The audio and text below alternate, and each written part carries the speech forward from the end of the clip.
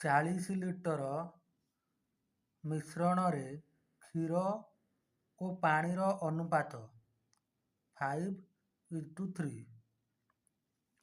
ଯଦି କ୍ଷୀର ଓ ପାଣିର ଅନୁପାତ 2:3 କରିବାକୁ ହୁଏ ତେବେ ମିଶ୍ରଣରେ କେତେ ଲିଟର ପାଣି ମିଶାଇବା? ଦେଖ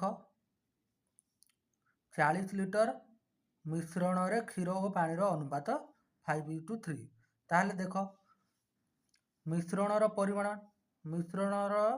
ପରିମାଣ ହେଲା 40 ଲିଟର। 5:3 ଯାହା 5/3 ସେୟା। 5 ହେଲା କ୍ଷୀର ବାଇ ପାଣି ଇଜିକାଲ ଟୁ 5/3। ମନେକର କ୍ଷୀରର ପରିମାଣ ଆମେ ନେଇଯିବା 5x। ସେହିପରି ପାଣିର ପରିମାଣକୁ ଆମେ ମନେକର 3x ନେଇଗଲେ। ଟୋଟାଲ କେତେ ହେଲା? ମୋଟ 5x plus 3x ଇଜିକାଲ two 8x। ଏଇ 8x ଯାହା 8x ଇଜିକାଲ ଟୁ ଏଇ 40 ଲିଟର ମିଶ୍ରଣ। ତାହେଲେ ପ୍ରଶ୍ନାନୁସାରେ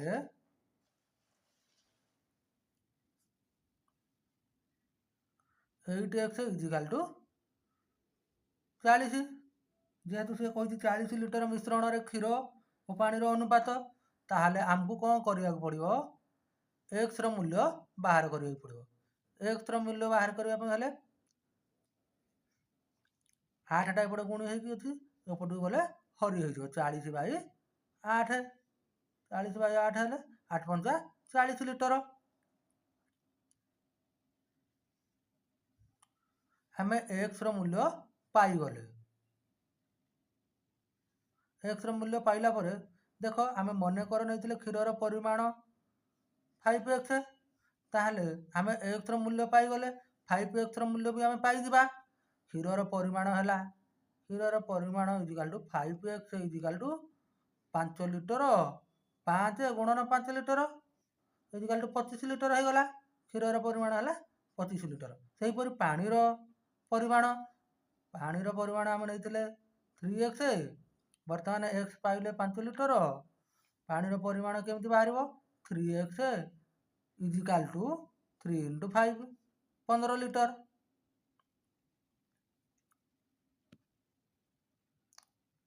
ତାହେଲେ ଦେଖ ଏବେ ପ୍ରଶ୍ନାନୁସାରେ ଯଦି କ୍ଷୀର ଓ ପାଣିର ଅନୁପାତକୁ 2:3 କରିବାକୁ ହୁଏ ତେବେ ମିଶ୍ରଣରେ କେତେ ଲିଟର ପାଣି ମିଶାଇବା? ତାହେଲେ ଏବେ ଆମେ କ'ଣ କରିବା?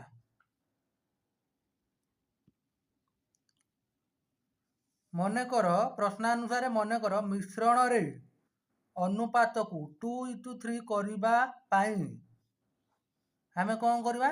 y ଲିଟର ପାଣି ମିଶାଇଲେ ତାହେଲେ ଆମର ପୂର୍ବରୁ କେତେ ଥିଲା? କ୍ଷୀରର ପରିମାଣ 25 ଲିଟର, ପାଣିର ପରିମାଣ କେତେ ଥିଲା? 15 ଲିଟର। ତାହେଲେ କ'ଣ କରିବା?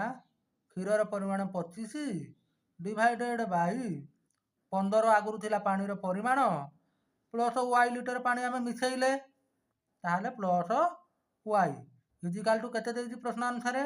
2:3 2 ଯେ 2/3। ତାହେଲେ ଆମେ କ'ଣ କରିବା?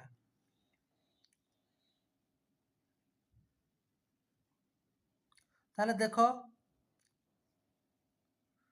ଏଇ 3କୁ 75ରେ ଗୁଣନ କରିଦେବା। ହେଲେ କେତେ ହେଲା? 25 × 75। ଏ 2କୁ 15ରେ ଗୁଣିଲେ 30। ଏ 2କୁ yରେ ଗୁଣିଲେ 2y। Imply that 30 plus 2y is equal to 75। ତାହେଲେ ଆମେ ଏଥିରେ କ'ଣ ବାହାର କରିବା? ଏଥିରେ ଆମେ y ବାହାର କରିବା। ତାହେଲେ 2y ଅଛି, 2yକୁ ରଖିଦେଲେ ଏ 30ଟାକୁ ଏପଟକୁ ଗଲେ -30 ହେଇଯିବ। 2y is equal to 75 minus 30। ତାହେଲେ 2y ଇଜିକାଲ ଟୁ 75ରୁ -30 ଗଲେ କେତେ ହେଲା? 45। ତାହେଲେ y ଇଜିକାଲ ଟୁ 45/2। ତାହେଲେ କେତେ ହେଲା? 22.5 ଲିଟର।